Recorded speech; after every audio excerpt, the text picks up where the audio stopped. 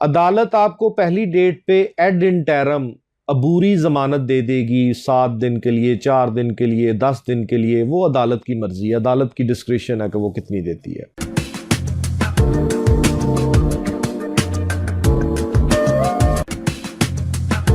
बिस्मिल्लाहिर्रहमानिर्रहीम, अस्सलाम वालेकुम। मैं अब सबसे पहले जमानत कबलस गिरफ्तारी के बारे में आपको बताऊंगा।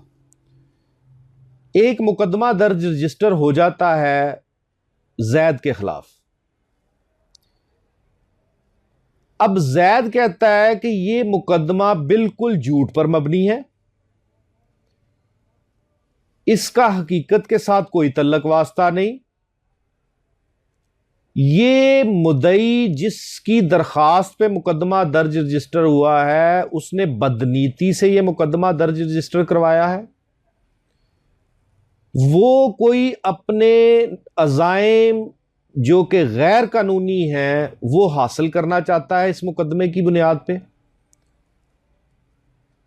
और इस मुकदमे का किसी भी तरह से हकीकत से कोई तल्लक वास्ता नहीं। ये एक कंकॉक्टेड सेल्फ जनरेटेड स्टोरी पर मुहित है। अब उसको मुकदमे का पता चल जाता है कि मुकदमा दर्ज रजिस्टर हो चुका है, किसी भी जराए से पता चल सकता है। तो वो फौरी तौर पर अपने वकील साहब के पास जाएगा और कहेगा जनाब मैं बेगुनाह हूं, मेरे पे ये झूठा मुकदमा हो गया, पुलिस मुझे पकड़ना चाहती है, मेरी जमानत कबलस गिरफ्तारी करवा दी जाए। अब वकील यही चीजें अपनी दरखास्त में लिखेगा कि ये मुद्दई बदनीयत है, बददयानत है, ये हकीकत पर मबनी कहानी नहीं है, ये कोई गैर कानूनी और ख़तरनाक अज़ाइम हासिल करने के लिए ये मुकदमा दर्ज रजिस्टर किया गया है। मेरा मफरूर होने का कोई ख़दशा नहीं, मेरे ख़िलाफ़ कोई सबूत मुद्दई के पास नहीं, सिर्फ झूठ है। मैं मुद्दई के पेश किए गए या तफ्तीशी अफसर के इकट्ठे किए गए किसी सबूत को नुकसान नहीं पहुंचाऊंगा। मैं साबका रिकॉर्ड याफ्ता भी नहीं हूं, यानी मेरे पे पहले कोई मुकदमा नहीं हुआ। अगर हुआ है तो मैं उस पे ज़मानत पे हूं, अगर ज़मानत पे हूं तो कन्विक्शन नहीं हुई कि मैं साबका सजा याफ्ता भी नहीं हूं, साबका रिकॉर्ड याफ्ता भी नहीं हूं। मैं अदालत की तसल्ली के मुताबिक हर किस्म का श्योरिटी बॉन्ड देना चाहता हूं, मुझसे लिया जाए। मेरा जेल में रखना किसी भी तरह से सूदमंद नहीं है, इसलिए मुझे कबलस गिरफ्तारी की जमानत दी जाए। अदालत आपको पहली डेट पे एड इंटरम अबूरी जमानत दे देगी, 7 दिन के लिए, 4 दिन के लिए, 10 दिन के लिए। वो अदालत की मर्जी है, अदालत की डिस्क्रिप्शन है कि वो कितनी देती है, वो हर जुर्म को मद्देनजर रखते हुए। और साथ में हदायत कर देगी कि अपना जामन पेश करो जो ये जमानत दे कि तुम हर तारीख पेशी पर पेश होते रहोगे। वो जामन अदालत में पेश होगा, जमानतनामा दाखिल करेगा, उसको ad interim pre arrest bail मिल जाएगी। अब वो थाने में जाकर शामिल तफ्तीश होगा और ये साबित करेगा कि मेरे पे ये मुकदमा झूठा दायर किया गया है। अब यहां पे दो मामलात आ जाते हैं कि जो इन्वेस्टिगेटिंग एजेंसी है जिसने किसी इन्वेस्टिगेटिंग ऑफिसर को मुकर्रर किया है इस मुकदमे की तफ्तीश करने के लिए, या एक से ज्यादा तफ्तीशियों की टीम बना दी गई है,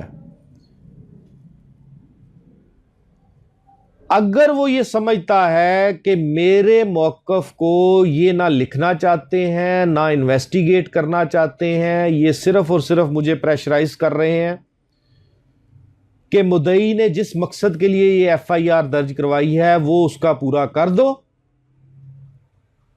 हम तुम्हें इस मुकदमे से फारग कर देंगे।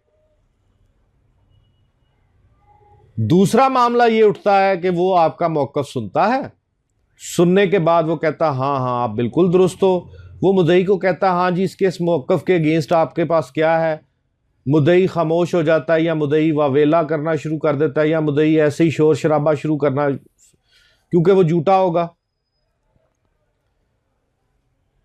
तो वो तफ्तीशी अफसर आपको बेगुनाह तहरीर करेगा और कहेगा कि हाँ इस वकूए के साथ इसका कोई तल्लक वास्ता नहीं, या ये वकूआ हुआ ही नहीं। जमानत पे डील करना एक आर्ट है। Very limited scope, with in that scope clear cut वे में आपने अदालत को यह बावर करना होता है कि मैं मासूम हूं। दूसरे स्टेप पे आपने यह साबित करना होता है कि जनाब मुझे जेल भिजवा भी दिया गया तो मुझे जेल में रखने से प्रोसिक्यूशन को, इस्तगासा को कोई फायदा नहीं होगा। जब आप ये दो चीजें साबित कर देंगे तो खा आपको पुलिस ने गुनाहगारी लिखा हो, अदालत डीफ एंड डम नहीं है, अदालत कतन डीफ एंड डम नहीं है, अदालत बाउंड नहीं है इप्सी डिक्सिट ऑफ पुलिस पे मनोअन तस्लीम करने के लिए। अदालत ने अपना दिमाग इस्तेमाल करना है, उसको 1 मिनट में पता चल जाता है कि पुलिस ने बदनीति से तफ्तीश की है या नेक नीति से।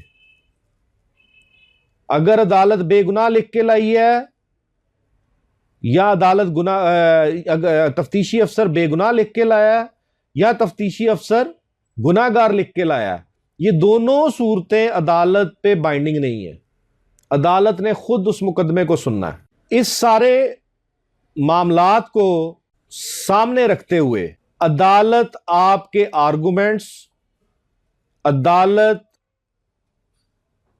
आपके सबूतों को देखते हुए उस जमानत की दरखास्त का फैसला करेगी। यहां एक बात मैं वाज़ह करता चलूं कि मेरे लेक्चर से यह इंप्रेशन ना आए कि मैं मुल्जमान के लिए लेक्चर दे रहा हूं। मुद्दई भी सच्चा हो सकता है।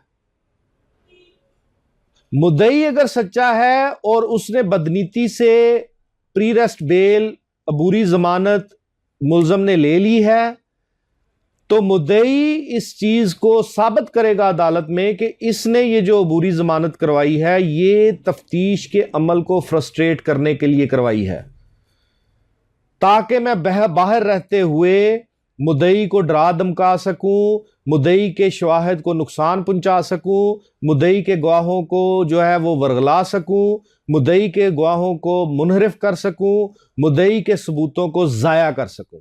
यह मुद्दई की जिम्मेदारी है कि मुद्दई का वकील साबित करे, जैसे मुल्जम के वकील की जिम्मेदारी है। इस सारे मामले को सामने रखते हुए प्री रेस्ट बेल का फैसला अदालत करेगी। स्कोप बहुत लिमिटेड।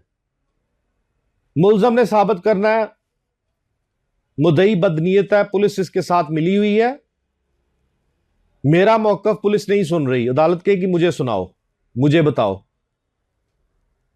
वर्थफुल होगा, रिलीफ मिलेगा।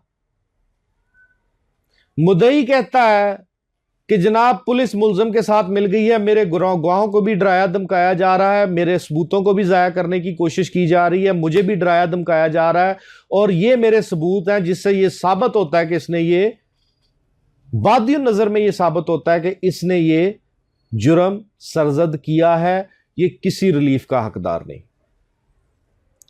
अगर इसको छोड़ दिया गया, अगर इसको प्री रेस्ट बेल दे दी गई, तो मेरा केस नीचे गिर जाएगा। इसमें रिकवरी इन्वॉल्व है, इसमें इससे रिकवरी होनी है, इससे बरामदगी होनी है क्राइम वेपन की। इसको मद्देनजर रखते हुए वो बहस करेगा और जज इन हालात को मद्देनजर रखते हुए फैसला करेगा। जमानत मंजूर करेगा या खारिज करेगा।